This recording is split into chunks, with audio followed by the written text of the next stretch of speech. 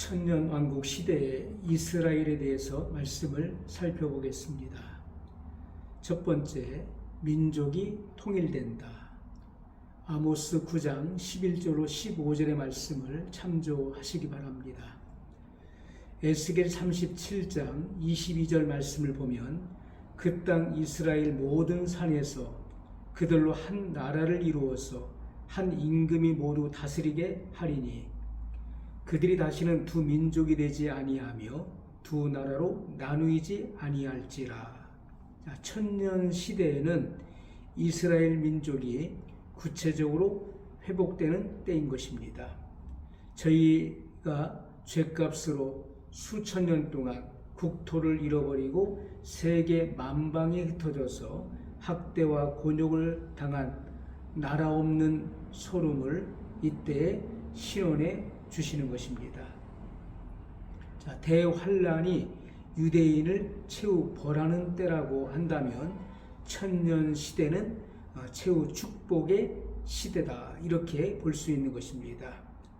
이렇게 천년 시대에 가서야 전 세계에 흩어진 유대인이 고토로 돌아와서 통일 민족으로서 세계 만국의 대표가 되는 것이다. 두 번째, 영토가 회복됩니다. 출애굽기 23장 31절 말씀을 보면 내가 너희 지경을 홍해에서부터 블레셋 바다까지 광야에서부터 하수까지 정하고 그 땅의 거민을 내 손에 붙이리니 내가 그들을 내 앞에서 쫓아낼지라. 하나님께서 에스겔을 통하여 보여주신 영토는 에스겔 47장 15절로 20절 말씀에 밝히 기록되어 있습니다. 하나님께서 약속하신 이 지계는 바로 땅의 경계를 말하는 것이죠. 이 땅의 지계를 통해서 확장된 영토의 규모를 우리가 알 수가 있는 것입니다. 이스라엘이 이 국가적 범죄로 인하여서 허락하신 그 영토를 보존하지 못하고 세계 만국에 떠돌아다니면서 묶여 있었던 것입니다. 그러나 천년 시대에 가서는 잃었던 영토를 찾아서 세계 만민에게 영화를 얻게 될 것을 성경은 분명히 예언하고 있는 것입니다.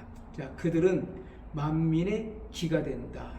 이 기는 깃발을 의미하는 것이고 또 상징, 기호를 의미하는 것입니다. 만민의 기가 되어서 선민의 자격을 회복하는 동시에 만국의 수반이 된다. 만국의 으뜸이 된다는 것입니다. 출애굽의 목적을 달성하게 된다. 세 번째, 예루살렘이 회복되는 것입니다. 이사야 62장 1절로 2절 말씀을 참조하시기 바랍니다. 이사야 24장 23절 말씀을 보면 그때 달이 무색하고 해가 부끄러워하리니 이는 만군의 여호와께서 시온산과 예루살렘에서 왕이 되시고 그 장로들 앞에서 영광을 나타내실 것임이니라. 거룩한 성 예루살렘은 여러 번 침해를 받아서 이방인에게 밟힌 바 되었었던 것입니다.